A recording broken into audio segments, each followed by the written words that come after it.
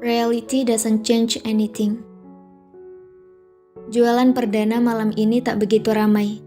Hanya beberapa orang yang membeli. Bayu tak menyerah. Namanya saja baru berdagang. Jelas tak serta-merta bisa mendapat pelanggan dalam jumlah banyak. Setiap usaha untuk menuju tangga sukses itu perlu perjuangan dan proses. Tak semudah membalikkan telapak tangan. Usaha dan doa menjadi dua kunci yang ia pegang kuat selain juga rasa optimis untuk terus semangat berjuang. Tak mudah menyerah pada segala kesulitan. Bayu menenteng kantong berisi sayuran dan peralatan dagang lainnya. Firda menyambutnya dengan senyum dan membantu suaminya memasukkan barang dagangan. Firda sempat ingin menemani Bayu berjualan, tapi sang suami memintanya pulang ke rumah saja agar tidak kelelahan. Karena itu seharian ini, Bayu berjualan sendiri. Seusai membereskan barang-barang, Bayu duduk sejenak melepas lelah. Firda membuatkan teh hangat untuk sang suami. "Diminum dulu, Mas." Firda meletakkan segelas teh hangat di hadapan sang suami. Bayu tersenyum. "Makasih sayang." Bayu meneguk pelan teh manis itu. "Capek banget ya, Mas." Firda menelusuri gurat-gurat kelelahan yang terpatri kuat di wajah Bayu. Bayu lagi-lagi tersenyum. Selelah apapun dia bekerja, pantang untuknya menunjukkan muka muram di hadapan istri. "Capek tapi senang. Tapi maaf ya Fir, aku belum dapat banyak pelanggan. Namanya juga baru jualan. Mudah-mudahan kedepannya bisa lebih baik lagi dari sekarang." Bayu tersenyum sekali lagi lalu mengambil kaleng tempatnya menyimpan uang hasil jualan. "Ini hasilnya Fir, kamu pegang ya. Untuk modal besok, aku masih megang. Lagi pula sisa tomat, timun, cabai dan selada juga masih banyak. Dan udah aku simpan di kulkas." Lanjut Bayu. Firda tersenyum. Entah kenapa, ia selalu bangga melihat sosok Bayu yang sekarang. Ia seorang imam yang bertanggung jawab dan semakin hari semakin bertambah baik. Ibadahnya semakin rajin, dan dia terlihat jauh lebih optimis dibanding dulu. Firda berharap semangat dan keoptimisan Bayu akan mempercepat proses penyembuhannya. "Makasih banyak ya Mas.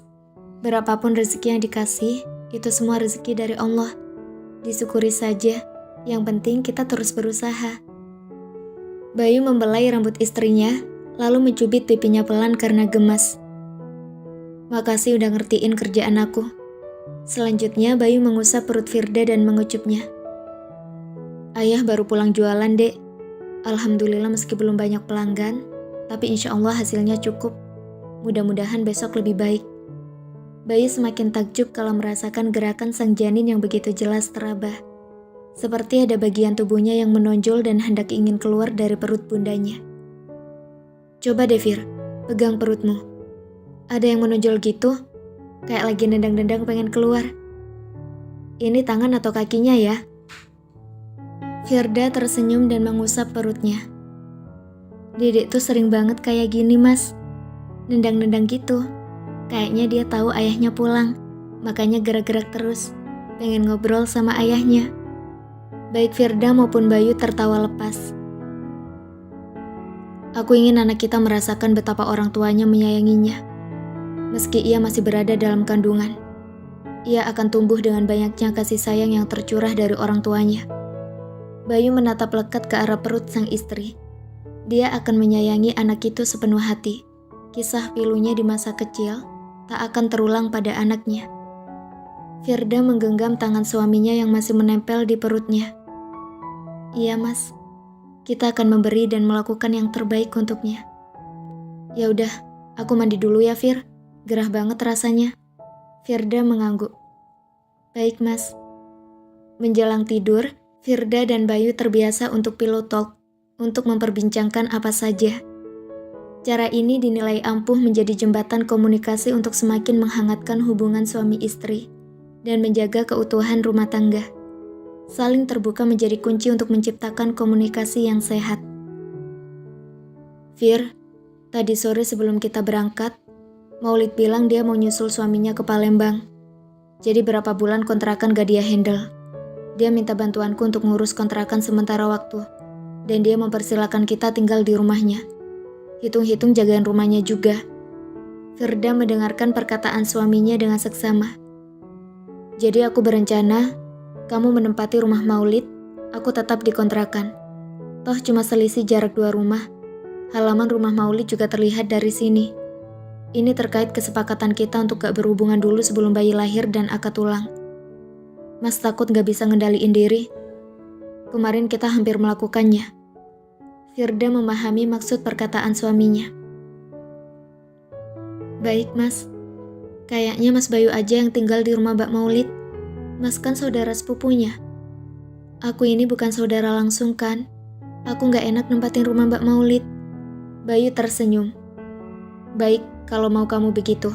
Kamu tenang aja. Kita masih bisa makan bareng. Aku masih bisa masakin buat kamu. Hanya tidur terpisah aja. Firda mengangguk. Iya, Firda paham mas. Besok aku akan bicara pada Rega, Fir. Aku akan menceritakan semuanya. Besok Rega berangkat siang, jadi aku bisa menemuinya pagi-pagi. Bayu menghela nafas, seolah tengah mengumpulkan keberaniannya. Aku yakin Rega bisa ngerti mas. Dia orang yang baik. Ya udah, tidur yuk. Besok sore mas mesti jualan. Kamu juga mesti istirahat cukup. Makin besar perutmu, tidurmu semakin gak nyaman ya. Mas sering lihat kamu gelisah saat tidur. Iya mas, kadang rasanya gak nyaman dan kayak pengap gitu.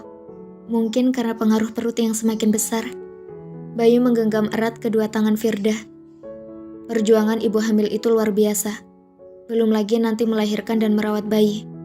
Semua akan menjadi ladang ibadah untuk kamu. Mudah-mudahan ini menjadi pahala yang besar untukmu. Apa Allah akan menghitungnya sebagai ibadah yang bernilai pahala, Mas? Sementara bayi ini hadir di rahimku sebelum pernikahan. Kita melakukannya sebelum kita nikah. Apa Allah akan memberkahi kehamilan dari perempuan yang berbuat zina? Setitik bulir bening itu berlinang.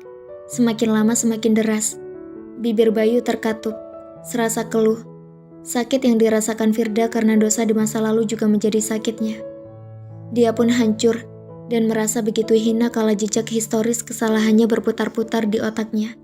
Seperti film dokumenter yang tengah dimainkan. Dan di akhirat nanti, semua kesalahan tak akan ada yang luput dari perhitungan.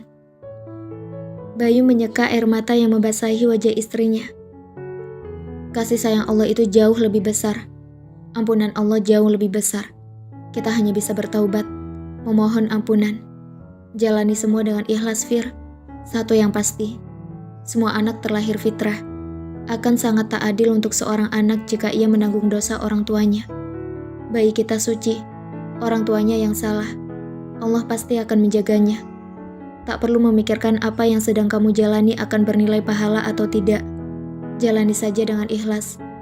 Allah tahu seberapa besar usaha kita untuk bertaubat. Mata Bayu terlihat mengembun. Tak terasa setetes air matanya lolos tanpa mampu ia bendung. Firda semakin terisak. Ia benamkan wajahnya di dada suaminya. Bayu mengusap kepala istrinya, memberikan pelukan yang hangat dengan tetap menjaga agar tidak menghimpit perut buncit sang istri. Kesalahan adalah kesalahan, dan setiap orang memiliki kesempatan untuk belajar dari kesalahan, serta memperbaiki diri.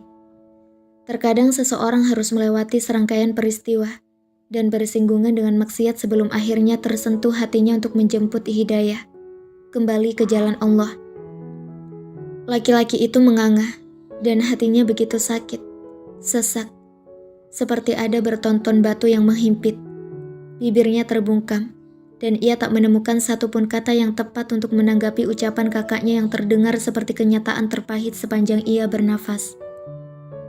Sosok yang selalu ia panggil Mas selama ini, yang ia tahu dia adalah kakaknya. Ternyata dia bukan kakak kandungnya. Dia adalah sepupunya. Ibu kandungnya sudah meninggal, dan ayah kandungnya tak tahu di mana rimbanya. Orang tuanya mengangkatnya sebagai anak. Bayu tertunduk, menunggu reaksi Rega. Namun ia bisa memahami, kenapa adiknya hanya bisa mematung dan syok, tanpa mengucap sepatah kata pun. Ia teringat saat kecil dulu, Rega dibelikan mobil-mobilan oleh ayahnya. Bayu tak dibelikan. Ia pun menangis kencang karena sang ayah menolak untuk membelikannya. Siangnya, Dia dan Reiga bermain di lapangan dekat rumah. Ia meminjam mobil-mobilan pada adiknya, tapi adiknya malah meminjamkannya pada temannya. Ia pun menangis. Hingga ada seseorang bertanya padanya, kenapa ia menangis. Ia jelaskan semuanya. Esoknya saat ia bermain kembali di lapangan bersama Reiga, orang tersebut datang kembali, memberikan mobil-mobilan yang sama persis dengan milik Reiga. Reiga meminjam mobil-mobilan milik kakaknya, karena mobil-mobilan yang ia pinjamkan pada temannya belum dikembalikan. Gantian Bayu tak mau meminjamkan. Mereka berebut mainan. Sampai mereka pulang, mereka masih berebut mainan itu hingga sang ayah marah besar dan menuduh Bayu mencuri mainan adiknya. Bayu dihukum dikunci di kamar. Anak itu menangis sesenggukan dan hanya mampu menyandarkan kepalanya di bantal, menceritakan segala kesedihannya. Ketika teman Reiga datang ke rumah mengembalikan mobil-mobilan Reiga, sang ayah tetap bertahan dengan arogansinya. Dia membuka pintu kamar Bayu tanpa sedikit pun mengucap maaf. Kini dua insan itu sudah sama-sama dewasa. Reiga yang ketika masih kecil menjadi partner berantemnya, saat usia remaja justru kerap menjadi sosok yang melindungi kakaknya agar lolos dari hukuman dan amukan sang ayah. Pada ayahnya ia berbohong Bayu telat pulang karena mengerjakan tugas kelompok. Padahal faktanya, Bayu nongkrong bareng teman-temannya bermain game. Pada ayahnya, ia berbohong bungkus rokok yang ayahnya temukan di kamar Bayu adalah milik teman kakaknya. Padahal Reiga tahu, itu adalah milik Bayu. Pada ayahnya, ia berdusta bahwa Bayu terlibat perkelahian karena membela diri, melindungi diri dari serangan orang tak bertanggung jawab. Padahal ia tahu, kakaknya memang yang memulai dulu menyerang lawan duelnya. Detik ini, adik manis itu tahu sebuah realita baru yang begitu mengguncang dan sangat emosional. Rasa sayang sebagai seorang adik tak bisa begitu saja terhapus. Status hanyalah status. Dan untuk disebut keluarga, tak selalu harus terlahir dari benih yang sama, dari rahim yang sama. Ia menerima realita ini, meski pahit. Sekarang kamu tahu, aku bukan kakak kandungmu. Aku gak memaksamu untuk terus menganggapku sebagai kakakmu. Mata Reiga terlihat berkaca. Ia berusaha sekuat tenaga untuk membendungnya, agar tak jatuh. Reiga menunduk di depan kakaknya yang tengah duduk. Di mataku, Mas Bayu tetap Kang Masku. Aku gak peduli meski kita terlahir dari ibu yang berbeda dan ayah kita juga bukan orang yang sama. Selamanya Mas Bayu adalah kakakku. Mata itu bertemu. Bayu tersenyum dan buru-buru mengucek matanya dengan jari-jarinya. Ia tak mau menangis di depan adiknya. Makasih banyak, Rei. Makasih banyak. Air mata Bayu akhirnya jatuh. Ia tercekat dan tak mampu lagi bicara. Tanpa ia duga, Reiga memeluknya.